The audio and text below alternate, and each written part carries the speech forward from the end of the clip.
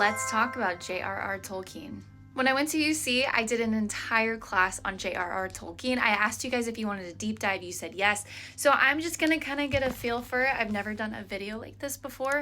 I'm just gonna give you a little taste of who J R R Tolkien is and see how it goes. And if it goes well, I'll keep going. Okay, so to give you a snapshot of who J R R Tolkien was, he was orphaned at a young age and he was actually raised by a priest. He and his brother were.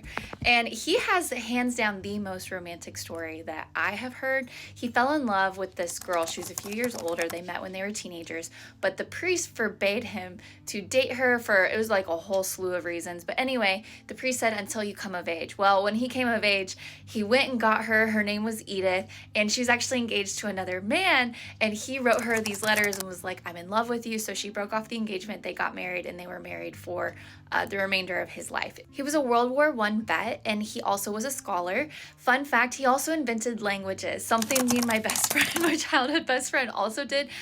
Possibly the nerdiest thing I've ever done, is we invented a mermaid underwater language an entire summer. That's what we did. You know, that's what you did before you had cell phones. J R R Tolkien also belonged to a very famous group of writers who just casually met together, including C.S. Lewis, who they were very close friends. And actually, J R R Tolkien led C.S. Lewis into Christianity. They both encompass their faith into their literature. One of the funniest things that I personally found is C.S. Lewis and J R R Tolkien got into a fight because when C.S. Lewis had written Narnia and he put Santa Claus in there, J R R Tolkien told him that it was a mistake and they got into an actual fight over it. If that doesn't say friendship, I don't know what does. J R R Tolkien is the OG and the father, as many dub him, of fantasy.